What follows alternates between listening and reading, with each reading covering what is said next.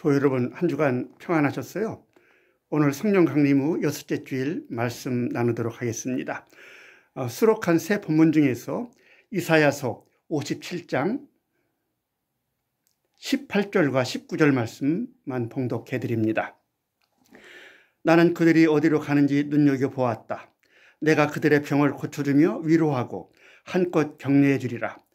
슬피 울던 입술에서 이런 찬미가 터져 나오게 하리라. 태평천하일세, 태평천하일세, 멀리도 가까이도 태평천하일세. 야훼께서 약속해 주셨다. 내가 너를 고쳐주마. 오래전 일이에요. 언젠가 신도교육 시간에 설문조사를 한 적이 있습니다. 이런 내용이었어요. 내가 창립자가 돼서 교회를 세우는데 교인이 몇 명쯤 됐으면 좋겠습니까? 또 어떻게 교인들을 모으겠습니까? 응답자 중에 한 분은 교인이 한 300명쯤 됐으면 좋겠다 얘기했고, 나머지 분들은 대체로 한 100명 정도 교인이 있는 그런 교회가 되었으면 좋겠다 이렇게 응답을 했습니다. 우리 기장교회 신도들이라 그런지 큰 교회 이야기하는 분은 별로 없었습니다. 왜 100명쯤이냐 하고 물었더니 교인이 너무 많으면 가족 같은 분위기가 사라질 수가 있고, 또 교인이 너무 적으면 운영이 어려워지기 때문이라고 대답을 했습니다. 어떻게 교인을 모을 거냐 물었더니 대답이 가지각색이에요. 열심히 전도해서 모은다는 의견도 있고, 교인의 자제들을 신앙이 없는 사람과 결혼해서 같이 교회 다니게 만들게 한다는 그런 우스운 얘기도 있고, 우리 교회 안 나오면 직원으로 채용하지 않겠다고 하는 그런 의견도 있었습니다. 어떻습니까? 요즘은 경제학에서도 적정 규모라고 하는 그런 용어를 사용합니다. 특히 에른스트 슈마허라고 하는 생태 경제학자는 작은 것이 아름답다 하는 그의 책에서 적정 규모의 경제 시스템과 그에 맞는 기술에 대해 이야기하고 있습니다. 그는 인류가 더 이상 자원을 고갈시키거나 기후를 붕괴시키지 않고 생태적으로 경제를 운영하면서 빈익빈 부익부라고 하는 체제 모순을 넘어서 모두가 인간답게 사는 경제 철학과 그 구체적인 방법을 제시하고 있습니다. 이런 적정 규모의 경제를 위해서 그는 작은 것, 곧 인류가 자신의 행복을 위해서 스스로 조절하고 통제할 수 있을 정도의 경제 규모를 만들어야 한다, 이렇게 주장합니다. 그러기 위해서는 지역 노동과 자원을 이용한 작은 규모의 작업장을 만들고, 더 작은 노동 단위에 기초한 적정 기술 또는 중간 기술을 사용하자고 하면서 그 구체적인 방법과 사례들을 제시했습니다. 실제로 슈마허가 제시한 이 같은 적정 규모의 생산과 소비를 하는 경제 체제와 생산업체가 빠르게 전 세계적으로 늘어가고 있습니다. 오늘 문득 이 적정 규모를 말하고 작은 것이 아름답다를 말하게 된 것은 오늘 이 세계가 이 지경이 된 것, 개인 인간도 사회도 인간 사회를 운영하는 경제와 자연도 병들어서 마침내 기후 붕괴니 코로나19 콘데믹이니 하는 사태가 온 것, 이들 모두가 거대를 추구하는 인간의 욕망과 그것을 찬양하고 실현하는 이러한 모든 체제 때문입니다. 오늘 이 지구촌과 인류를 치유하는 길, 그것은 적정 규모를 향해서 인간의 욕망도 심성도 경제도 문화도 종교도 180도 전향하는 데 있다, 이렇게 생각합니다. 그리고 적정 규모 세계로 우리를 이끌어가는 것이 2012년 우리를 치유하고 살리시려는 성령의 역사라고 깨닫게 됐습니다. 우리 교회들은 어떻습니까? 일반 사회도 적정 규모를 향해 모든 것을 재편하고 있는데, 세상을 향해 자본주의 거대 만문을 거부하고 적정 규모의 가치를 그리스도교 신앙으로 제시해야 할 교회들은 여전히 성장과 성공 체제를 복음과 교회의 토대로 삼고는 큰 교회를 추구하고 있습니다. 하루빨리 교회들도 적정 규모의 교회로 전향해야 합니다. 그러면 적정 규모의 교회는 어떤 교회입니까? 어느 교회는 너무 교인이 많아서 주일에 3부, 4부 예배를 드려도 모자랄 판이에요. 반면에 어떤 교회는 너무 교인이 없어서 교회 문을 닫아야 할 판입니다.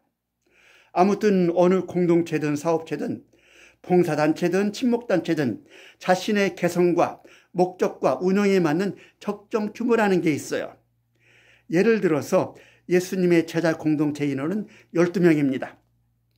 물론 이 12는 온전한 이스라엘을 상징하는 인위적인 숫자지만은 교육학적인 면에서나 효율적인 집단이라고 하는 조직 관리 면에서도 적정 규모라고 하는 의미가 있어요. 함께 생활하고 공부하고 움직이기에 딱 좋은 인원이 12명입니다. 우리가 세미나를 할 때도 너무 많으면 번잡하고 너무 적으면 어색하고 12명 정도 돌아앉으면 아주 세미나가 풍부하게 잘 되곤 하죠. 승합차 중에 12인승이 있습니다. 교회가 제일 좋아하는 게 12인 승합차예요. 12인승보다 작으면 꽤 여럿이 어디 가야 할 때 좀 부족하고, 그렇다고 12인승보다 크면 운영하기도 어렵고 활용도가 좀 떨어집니다. 이게 12이라고 하는 숫자예요. 물론 몇 명의 교회가 적정한지는 쉽게 판단하기 어려워요. 그러나 목사가 자기네 교인이 누구인지도 모르고 기도 수첩에 이름을 적어놓고 부를 수 없을 만큼 교인이 많으면 그것은 적정하지 않습니다. 전통적으로 목사가 교인들을 돌보는 것을 목양이라, 셰퍼딩이라 이렇게 말했습니다. 목자가 양 한 마리 한 마리를 세심하게 돌보듯 하는 게 목양이에요. 목자로서의 목사는 적어도 자기 양들을 하나하나 세심하게 알고 있어야 합니다. 목사가 자기 교인들을 다 알지 못하고 심지어 번호로 관리하는 것은 적정 규모가 될 수가 없죠. 그러면 교회라고 하는 거 작을수록 좋으냐? 그것도 아니죠. 교회는 교회로서, 특히 이 땅에 존재하는 그리스도의 몸으로서의 구실을 할 수 있어야 합니다. 우리가 흔히 생각하듯이 초음교회가 결코 가난하고 작지만은 않았어요. 초음교회는 유대교 회당처럼 예배 때 율법서와 예언서를 봉독했습니다. 그런데 어느 책을 보니까 율법서와 예언서가 적힌 양피지 두루마리를 갖추기 위해서는 이 양피지가 워낙 비싸기 때문에 비용이 아주 많이 들었다고 합니다. 그걸 초대교회가 다 구비를 한 거예요. 그리고 초음교회는 복음 전파를 위해서 선교사를 파송하고 그 비용을 충당했습니다. 또 가난한 교회 구제비도 모금했습니다. 요즘으로 말하면 교회는 적어도 신학생들 학비와 생활비는 책임질 수 있어야 하고, 그리고 가난한 곳 한두 곳은 늘 곤궁하지 않도록 지원할 수 있어야 합니다. 이렇게 사회경제적 관점에서 교회는 적정한 물적 토대를 가질 때만 그 선교 사명을 효율적으로 감당할 수가 있습니다. 사도행전에 보면 오순절 마가의 다락방에서 120명의 무리가 모여서 기도하다가 하늘로부터 내려오는 불, 곧 성령을 받고 교회가 탄생했습니다. 120명의 예수 공동체. 저는 이것이 교회의 적정 규모라고 생각합니다. 그러면 목회자가 작년 교인들 120명을 추측으로 해서 그 자녀들과 노부모들 약 250명 정도를 돌보는 그런 공동체가 됩니다. 이 정도라면 서로가 가족같이 서로를 알고 그리스도의 사랑으로 돌볼 수가 있습니다. 그러면서 함께 공부하고 봉사하고 선교할 수가 있습니다. 이런 정도면 예산의 3분의 1은 교육자의 생계에, 3분의 1은 공동체 자체의 친교와 교육과 나눔에, 그리고 3분의 1은 하나님 나라와 이웃을 위한 선교에 사용할 수가 있습니다. 그리스도의 몸인 교회의 존재 사명에 맞는 적정 규모가 바로 120명의 교회라고 생각을 합니다. 이런 적정 규모의 교회를 만드는 일 결코 쉽지 않아요. 대형 교회를 이루려고 하는 만문의 유혹도 이겨내야 하지만은 우리도 삭개오 작은 교회도 적정 규모가 되기까지 120명 정도의 규모가 되기까지 열정을 들이고 시간과 재물을 들이고 이웃을 우리의 사귐으로 초대해야 합니다. 정말이지 신앙이라고 하는 것 뜨거운 열정이 없으면 아무 소용이 없어요. 오히려 불편하고 귀찮은 것이 되고 맙니다. 이런 적정 규모의 신앙 공동체를 위해서 우리의 마음을 새롭게 하고 공동체를 재건하고 이러한 삶이 될 때 그 교회는 치유가 일어납니다. 적정 규모의 교회를 향해서 한 마음이 되어 노력할 때 그 교회 공동체도 치유가 된다. 치유는 아름다운 공동체와 삶을 이루어가는 과정에서 절로 생기는 것이지 기적처럼 그렇게 되는 것은 아닙니다. 오늘 내려주신 본문들은 치유에 대한 말씀들이에요. 시기적으로 교회가 병들고 상했습니다. 물론 이 원인도 하나님 나라 복음과 그에 맞는 적정 규모의 교회가 아닌 성장 만문신을 복음으로 선전하며 거대를 추구하다가 이렇게 한국교회가 병든 거예요. 그리고 이 때문에 오늘 이 세계는 코로나19와 기후붕괴로 상한 거예요. 이런 때 하나님은 이사야를 통해서 약속을 선포하십니다. 그것은 무엇보다 치유에 대한 약속입니다. 내가 너를 고쳐주마 하는 희망의 약속이지요. 유다 백성들은 하나님을 심판하고 벌주는 무서운 분으로 알고 살았는지 모릅니다. 그래서 하나님을 보거나 그 이름만 불러도 죽는다고 생각했어요. 광야 체험 때문일까요? 이집트를 나와서 유랑하던 때부터 저들은 늘 하나님의 징벌을 받았습니다. 출애굽기와 민수기를 읽어보세요. 징벌의 연속입니다. 그리고는 끝내 하나님의 징벌로서 바벨론에 의해서 예루살렘은 쑥대밭이 되고 백성들은 바벨론으로 모조리 포로로 끌려갔어요. 이런 비참이 사실은 자기들의 죄와 악의 결과인 줄을 모르고 어리석은 백성들은 하나님을 늘 무섭고 벌주는 분으로 그렇게 생각했습니다. 오늘 말씀은 바벨론 포로에서 풀려나서 다시 고국으로 돌아온 유다 백성들을 향한 하나님의 말씀입니다. 포로에서 귀환한 이 사건은 유다 백성들에게는 제2의 출애굽에 비교할 수 있는 아주 감격스러운 것이었습니다. 하나님의 그 크신 구원의 은총으로 이렇게 다시 고국으로 돌아왔건만 그런데 저들이 경험한 것은 또 하나의 절망이었어요. 이 절망은 예루살렘이 황폐되어 있어서가 아닙니다. 저들은 마땅히 귀환해서 이제는 새 삶을 살아야 하는데도 조상들이 그랬듯이 또다시 저들도 우상을 섬기고 안식일을 범하고 기독교청은 탐욕스럽게 그렇게 생활하고 있는 거예요. 허물어진 성전도 사마리아인들의 방해와 재정 부족으로 마음대로 쉽게 재건할 수가 없었습니다. 새 역사와 새 삶의 기대와 희망이 깨지자 저들은 크게 절망했습니다. 고통스러웠습니다. 바로 이런 때 주님은 위로와 희망의 말씀을 주십니다. 내가 고쳐주마. 우리 주 야훼는 결코 멀리 떨어져서 감찰하고 징계만 내리는 분이 아닙니다. 겸손한 사람이나 회개한 사람 곁에 계시면서 용기를 주시고 새 힘을 주시는 분입니다. 하나님은 욥이 오해했듯이 사사건건 사람들과 다투시고 시비를 가리시는 분이 아닙니다. 인간들의 잘못을 꽁하니 뭉쳐두고 분을 품는 분이 아닙니다. 너그럽고 자비로운 분입니다. 요나가 못마땅해서 투덜거리고 고백했잖아요. 하나님께서는 애처롭고 불쌍한 것을 그냥 보아 넘기지 못하시고 좀처럼 화를 내지 않으시며 사랑이 한이 없으시어 악을 보고 벌하려 하시다가도 금방 뉘우치는 분인 줄 어찌 내가 몰랐겠습니까? 바로 이분이 우리 주 야훼 하나님이에요.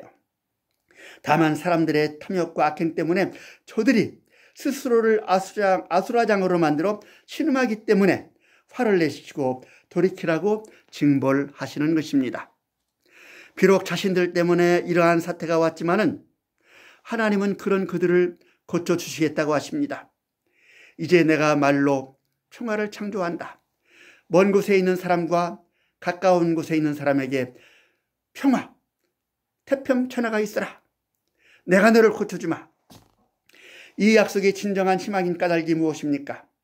하나님의 약속이기 때문입니다. 이스라엘은 오랜 역사를 두고 수도 없이 죄악의 수렁에 빠졌어요.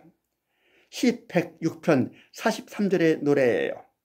주님께서는 그들을 여러 번 건져주셨지만은 그들은 자신들의 생각대로 계속해서 거역하여 자신들의 죄악으로 더욱 비참하게 됐습니다. 이것이 백성들의 현실입니다. 이 시인의 노래 속에는 이스라엘 스스로는 선해질 수 없는 구제불능의 존재라고 하는 쓰디쓴 고백을 담고 있습니다. 이것이 2500년 전 이스라엘만의 현실이겠습니까? 바울에 따르면, 또 종교개혁자들에 따르면 인류 역사를 두고두고 모든 시대, 모든 사람의 현실입니다. 누구보다도 사도 바울은 자신에게서 이것을 발견했습니다. 사도 바울의 고백이에요. 자기는 선을 행하려고 발버둥쳐도 자기 안에 또 다른 법이 있어서 늘 내 안에서 싸움질을 한다는 것입니다. 이런 자기야말로 비참한 존재라고 하는 것입니다. 그러나 바울은 내가 고쳐주마 하시는 하나님의 놀라운 은총과 사랑을 만났습니다. 성령께서 말할 수 없는 탄식으로 자기 안에서, 우리 안에서 대신 하나님께 간구하신다는 것, 이것을 경험했습니다. 이것을 경험했기 때문에 사도 바울은 새 존재가 되는 용기와 힘을 얻었고 결국 그리스도의 이 사랑에서 죽음도 자신을 떼어낼 수 없게 되었다고 고백했습니다. 내가 너를 고쳐주마 하고 이사야를 통해 유다 백성에게 주신 약속을 오늘 봉독한 누가복음에서도 생생하게 듣습니다. 예수께서 바리새파 지도자들 가운데 한 사람의 집에 들어가셨습니다. 벌써 긴장이 돼요. 바리새파 지도자의 집이고 더욱이 이날은 안식일입니다.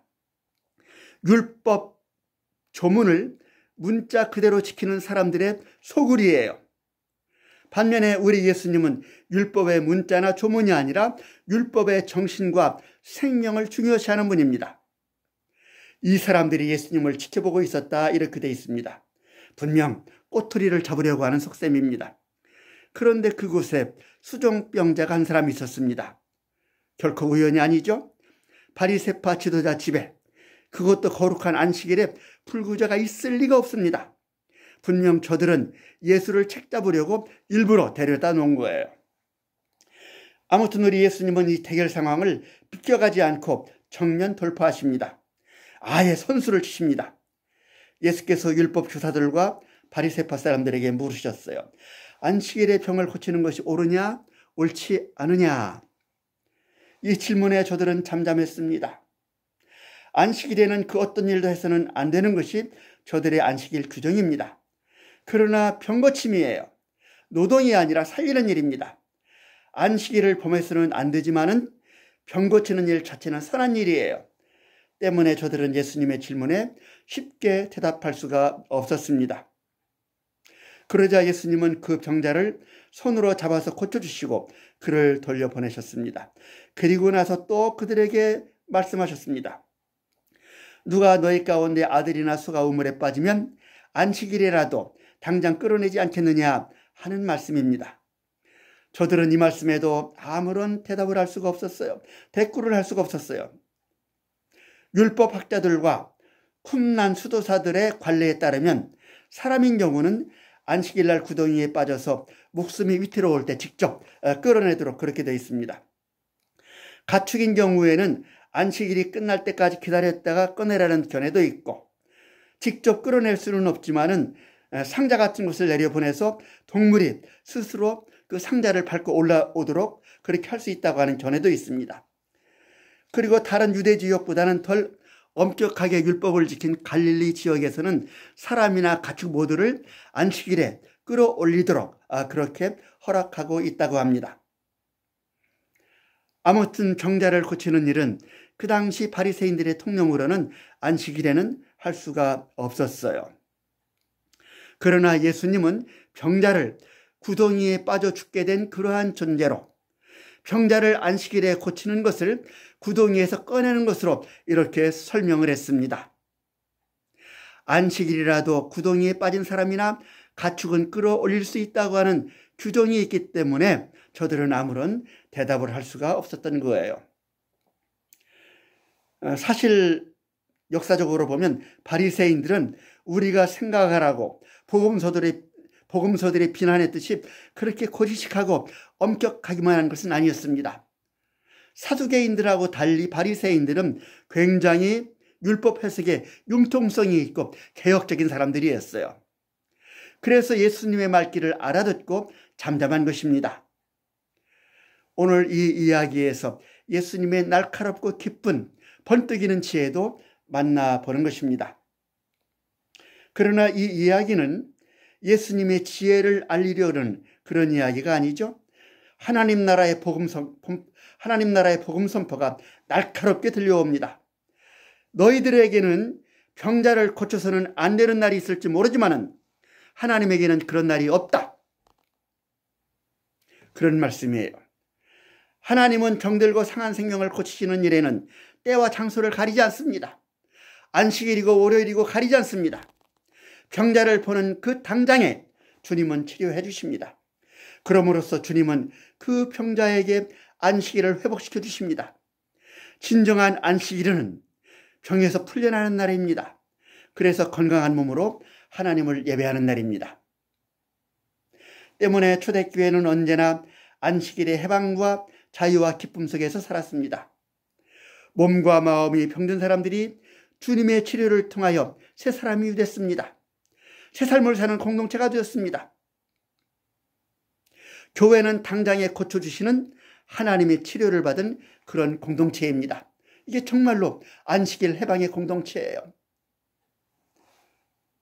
함께 읽도록 주신 야고보서 말씀은 교회 안에서 차별을 경고하는 내용입니다. 이사야서에서 하나님은 이스라엘을 평화의 공동체로 고쳐주신다고 하셨는데 교회야말로 치유받은 평화의 공동체입니다. 평화란 무엇입니까? 현대인들에게 평화란 진통제 같은 거예요. 마음의 기쁨과 고요가 평화입니다. 그러나 성수의 평화는 마음의 영역 넘어 공동체의 안녕을 말합니다. 이것은 갈등이 없는 상태가 아니라 적극적으로 하나님의 뜻을 실천하는 상태입니다. 공동체에서 차별이나 불평등을 철폐해서 모두가 함께 밥도 먹고 충만한 기쁨도 누리는 것이 평화입니다. 사실 개인의 마음의 평화도 깊은 차원에서는 공동체의 안녕 속에서 이루어지는 것이죠. 이 세상은 엄연히 차별이 존재합니다. 신분, 재산, 직위, 유명세가 달라요. 다름이 문제가 아니라 이 다름을 가지고 사람을 차별하고 심지어는 증오합니다. 오늘 우리 사회에서 보듯이 강압으로 죽음에 내몰기도 합니다. 이것이야말로 병든 사회죠. 이런 병든 사회에서는 누구나 병자로 살 수밖에 없습니다. 강압하는 사람이나 억울하게 강압을 당하는 사람 다 병자로 살아요. 평화 세상 아닙니다. 모든 질병에서 치유받은 교회의 삶의 특징은 그 누구나 차별하지 않는다는 거예요. 내 이웃을 내 몸처럼 사랑하라고 하는 으뜸과 하는 계명을 지키며 살아가는 공동체가 교회입니다. 오늘 내가 고쳐주마 하신 야훼의 약속을 아픈 사람을 보면 때와 장소를 가리지 않고 고쳐주시는 예수님과 예수님의 치료를 받고 차별 없는 평화를 누리는 공동체를 통해서 만나보았습니다. 이 하나님의 치유의 약속과 이행을 보면서 우리 민족 공동체를 생각하지 않을 수가 없습니다. 이번 주가 민족 화해주일이잖아요. 그러나 참으로 절망스러운 현실을 다시 경험합니다. 이번 정부가 들어서고 저는 뭔가 될 줄 알았어요. 그러나 이 시점에서 더 나락으로 떨어진 것 눈으로 봅니다. 미국의 바이든, 일본의 스가, 중국의 시진핑, 이것들이 말로는 남북 평화니 이를 위해 국제사회도 적극 돕느니 당장에 문호를 열어놓고 대화하자느냐 하면서 그 어느 때보다 노골적으로 남북이 평화협정을 맺고 개성공단을 가동하고 관광길을 여는 것을 노골적으로 방해하고 있습니다. 이 이리들이 아직은 한반도를 분단국으로 두어서 서로를 견제하고 여차한 경우 이 한반도에서 대리전을 치르겠다고 하는 속셈입니다. 그래서 미일 동맹이 강화되고 중국과 미국은 더 대결을 벌이고 그 와중에 우리는 눈치를 보고 이렇게 살아가는 것입니다. 우리 결에 불쌍해요. 그러면 우리는 이런 것들을 인식하고 우리 내부만이라도 우리 안에서 사랑과 정의가 가득한 그런 삶으로 가득 채우고 있습니까? 미국과 유럽에서 이번 코로나 사태로 아시아계를 혐오하고 차별하고 구타합니다. 우리는 분개합니다. 그러나 우리나라도 똑같이, 아니 그거보다 더 심각하게 동남아나 외국인 노동자를 혐오하고 차별합니다. 심지어는 임금도 안 주고 쫓아내는 그런 것이 수두룩합니다. 하루가 멀다고 붕괴사고로 노동자들이 몇 명씩 죽고 2시간밖에 자지 못하고 페데라에는 택배기사가 죽습니다. 그리고 이 사회 안에 곳곳에 폭력이 넘쳐나고 있습니다. 저는 이 코로나 사태로 인류가 크게 이번 기회를 통해서 가치관과 인간성과 삶을 전향해서 생명세계를 향해 가기를 바랬습니다. 경제 시스템, 인간의 모든 사상 이런 것들이 적정 규모로 바뀐다고 생각을 했어요. 그 희망으로 코로나19는 하나님이 우리 인류와 이 생명계를 살리시려고 주신 마지막 시험이다 이렇게 생각했습니다. 그러나 희망에 부풀어 고국으로 귀환한 백성들이 선조들과 여전히 다를 바 없는 자신들을 보고 절망했듯이 우리 또한 조금 더 나아지지 않는 인간성, 더 절벽으로 밀린 이 결의의 평안, 그리고 이 세계의 구조, 이 사회에 난무하는 힘가진 자들의 차별과 폭력을 보면서 기도할 힘마저 잃어버렸습니다. 이런 때 주님은 내가 고쳐주마 하십니다. 주님께서 하신 약속이니 새롭게 믿고 존재의 용기를 내서 평화를 위해, 새 인간성으로 진보하는 인간을 위해, 차별과 폭력 없는 사회를 위해, 적정 규모의 세계를 위해, 무엇보다 적정 규모의 교회를 위해 다시 한번 용기를 내서 걸어가려고 합니다. 성령께서 우리 속에서 응원하는 소리를 함께 듣는 한 주간이 되기를 기도합니다.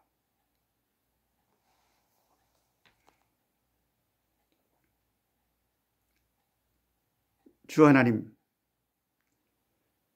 곳곳에서 들려오는 어지럽고 절망스러운 소식에 우리가 우리 서로에 대해서 좌절하고 용기를 잃고 희망을 잃어가고 있습니다.